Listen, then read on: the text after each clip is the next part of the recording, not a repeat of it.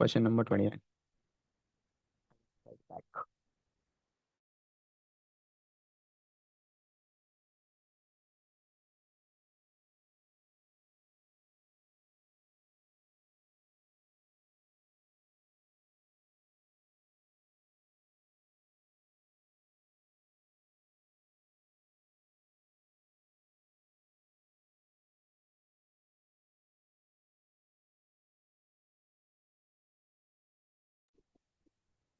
Done था।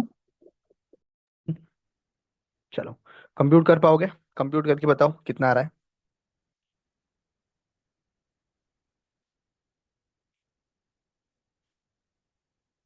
मुझे NCI चाहिए।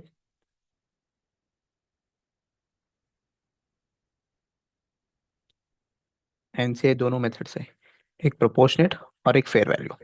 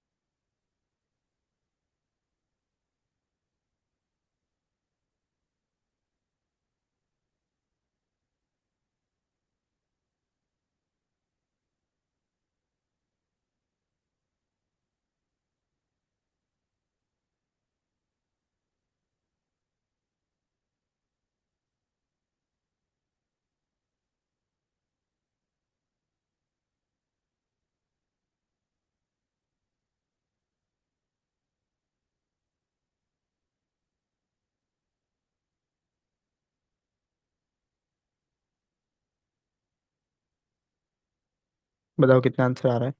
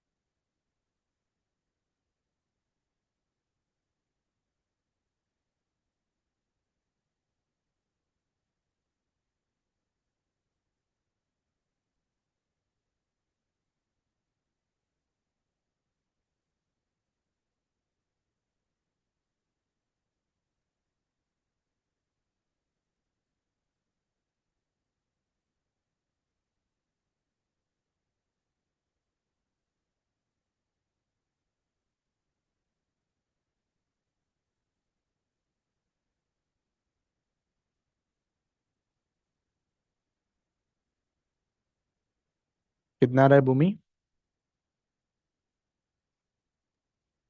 1 मिनट से। हम्म। People watching me on YouTube, please do subscribe the channel.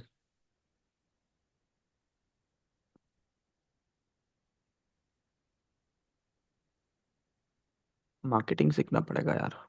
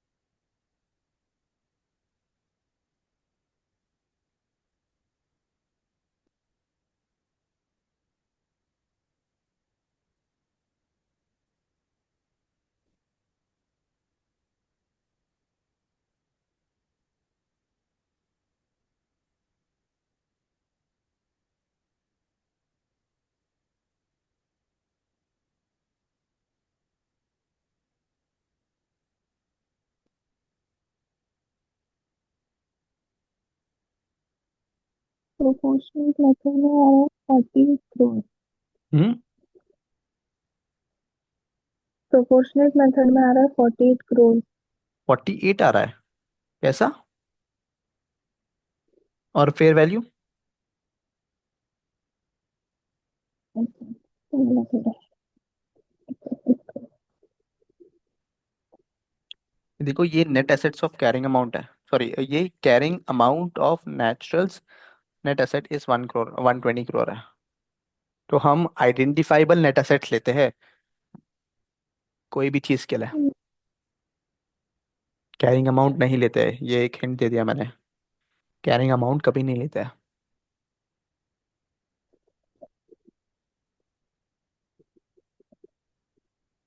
करो करो, कंप्यूट करो।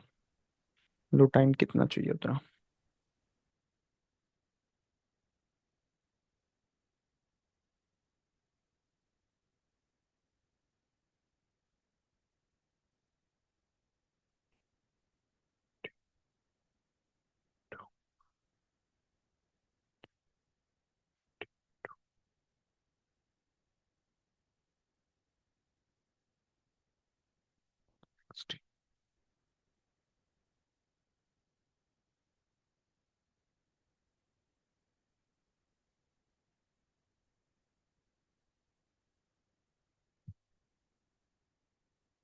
और एक बार ये आंसर को भी रीअसेस कर लो।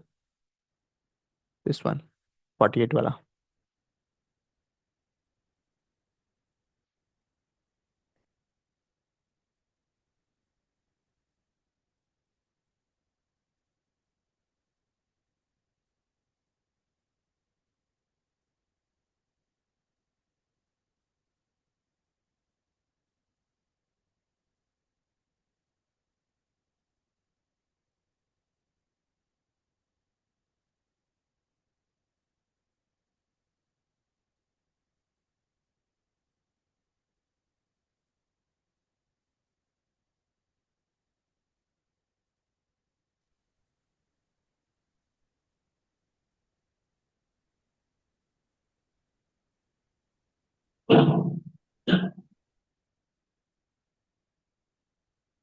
प्रोपोर्शनेट का फॉर्मूला बता दो। जो भी नेट एसेट्स है into percentage of non controlling interest. ठीक है। नहीं क्या है, हम्म। 50 करोड़। 48 आ रहा है। हम्म, चलो देखते हैं, अपन देखते हैं, साथ में देखते हैं, चलो। Classic acquires 60% of the ordinary shares of natural limited. यहाँ पे क्लासिक ने नेचुरल का एक्विजिशन किया। A private entity for 97.5 crore. अगर देखो यहाँ पे, दिस इज माई पीसी। ठीक है, परचेज कंसिडरेशन इज 97.5। आगे क्या बोल रहा है? The fair value of identifiable net assets 150 crore. तो किसका? क्लासिक लिमिटेड का, सॉरी नेचुरल का, जो है ना नेचुरल लिमिटेड का 150 करोड़ है उसका नेट आइडेंटिफाइबल एसेट। चलो। The fair value of 40% of ordinary shares owned by the non controlling interest is 65। तो यहाँ पे अगर देखो तो नेचुरल का, नेचुरल लिमिटेड का 60% एंड 40%। 60% तो किसके पास है? क्लासिक के पास है। और 40% का फेयर वैल्यू दिया है।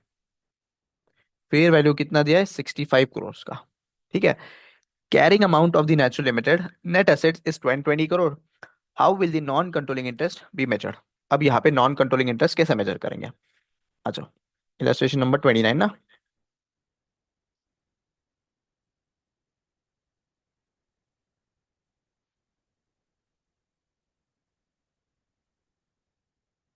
पहला non controlling interest based on proportionate method देखते हैं। एनसीआई।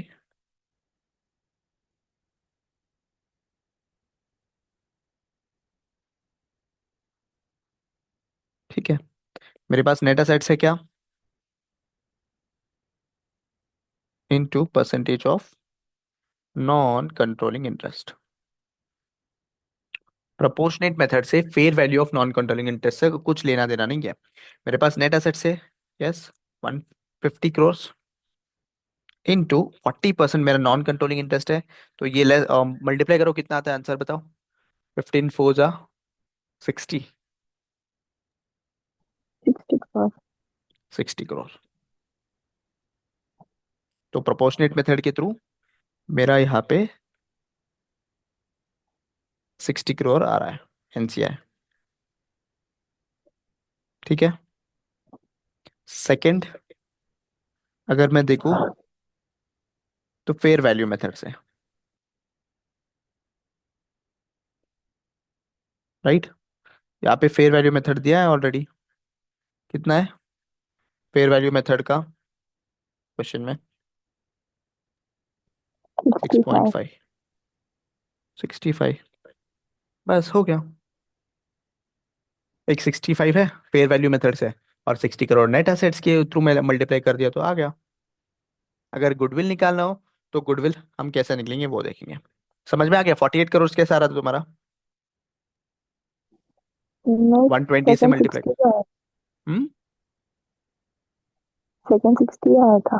वापस किया था. अच्छा, तो देखो यहाँ पे अगर गुडविल कंप्यूट करना हो तो मेरा पीसी कितना 97.5 है। 97.5 प्लस मेरा यहाँ पे NCI 60 minus my net assets is 150। तो इसको कर लो तो 6.5 आएगा।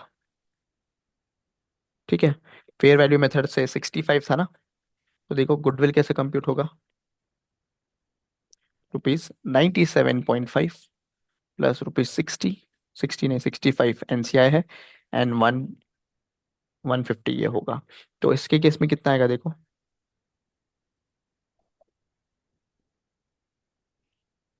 157 पॉइंट, अच्छा यहाँ पे 7.5 आएगा।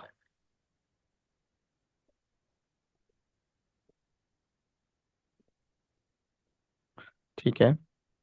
और यहाँ पे कितना आएगा?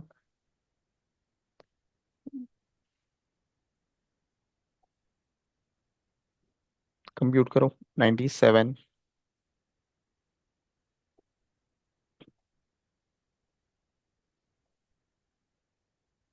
65 माइनस 12.5. 150, कितना आ रहा है?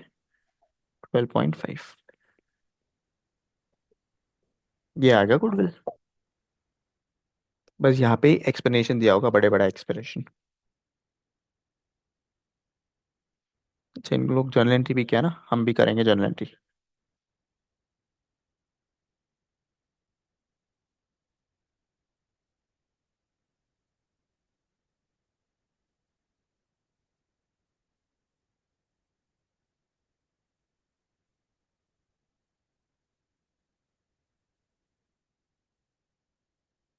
यहाँ पे एसेट्स है, यहाँ पे डायरेक्टली नेट एसेट्स दिया है ना, तो नेट एसेट्स कितना आया है? 150, राइट, टू पीसी 97.5। पीसी नहीं आएगा, कैश आएगा क्योंकि कैश पे किया है, राइट, टू एनसीआई। एनसीआई कितना है मेरा यहाँ पे? 60 करोड़। तो बैलेंसिंग फिगर जो भी आएगा मेरा गुडविल आएगा 7.5। सेम यहाँ पे निकालो, कितना आता है? Journal entries, net assets 150 to cash 97.5 to NCI. कितना है यहाँ पे? एनसीआई 65। तो जो भी डिफरेंस है वो गुडविल आ जाएगा, दैट इज 12.5। ठीक है। इज दैट क्लियर बताओ? सिंपल है। Yes, sir. हम्म। हाँ, जो आईसीआई का भी रीड कर लेते हैं हम। कुछ नहीं, यहाँ पे क्या क्या दिया होगा बताओ क्या। सबसे पहला चीज, हम एनसीआई दो चीजों से मेथड कर सकते, फॉर्म दो मेथड से कंप्यूट कर सकते हैं। One is proportionate method, other one is fair value method. Proportionate method से हम जब करेंगे तो गुडविल जो आएगा वो पेरेंट का आएगा, एंड फेयर वैल्यू के जब करेंगे, जब गुडविल आएगा एनसीआई प्लस पेरेंट दोनों का भी आएगा। तो वही लिखा होगा यहाँ पे। तो देखो, index 103 states that For each business combination, the acquirer shall measure at acquisition date components non-controlling interest. बार बार क्यों आ रहा है? In the acquiry that are present ownership interest and either they are holders to proportionate shares of the entity net assets in the event of liquidation. Fair value या फिर किसके through करेंगे? Present ownership instrument proportionate share in recognized amounts of the acquiree's net identifiable asset. यानी क्या, ये fair value method है, ये proportionate method है, ठीक है? All the other components of non-controlling interest shall be measured at the acquisition date fair value unless another measurement basis is required by Ind AS, ठीक है? सबसे पहला ये मेजर कर रहे हैं फेयर वैल्यू के थ्रू। फेयर वैल्यू के थ्रू क्या है, अपने को फेयर वैल्यू दिया है 65, तो देखो net identifiable asset 50, non controlling interest 65, मैंने कैश पे किया कितना 97.5, तो फिर यहाँ पे आ जाएगा गुडविल, ठीक है? Non controlling through proportionate method में सेम, आइडेंटिफाइबल एसेट 50, मेरा कैश कितना आ गया 97.5, एंड यहाँ पे नॉन कंट्रोलिंग इंटरेस्ट 60 एंड 7.5 मेरा क्या आ गया, गुडविल आ गया। अब यहाँ पे क्वेश्चन मत पूछो कि इन्वेस्टमेंट इन नेचुरल्स क्या है, यहाँ पे सिंपली कैश की जगह में उन लोगों ने इन्वेस्टमेंट इन नेचुरल अकाउंट किया, ठीक है? ऐसा करो वैसा करो सेम ही है। Is that clear? बोलो। Yes, sir.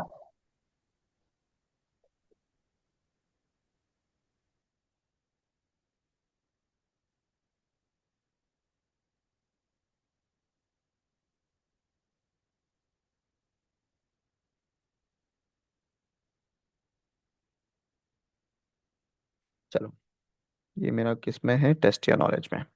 Illustration number 1 read करो, it is very important question, इसमें सारे एडजस्टमेंट लगभग कवर हो जाते हैं।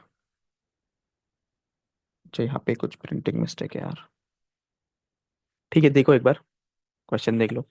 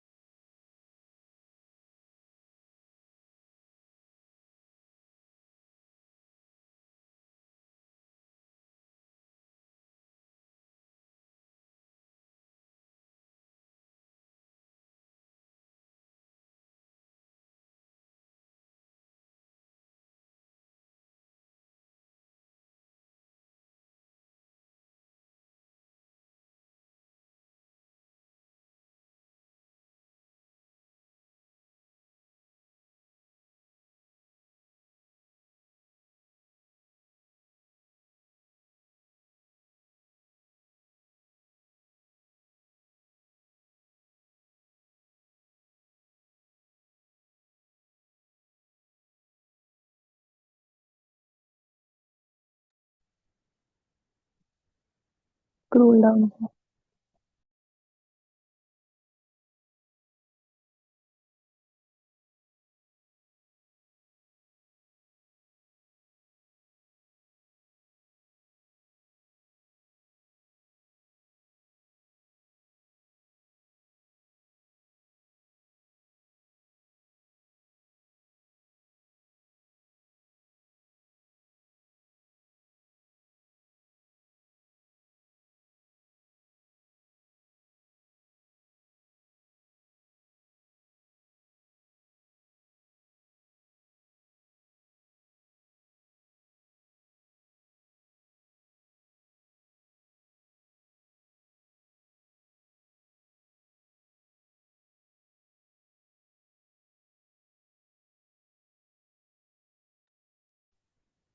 Done, sir.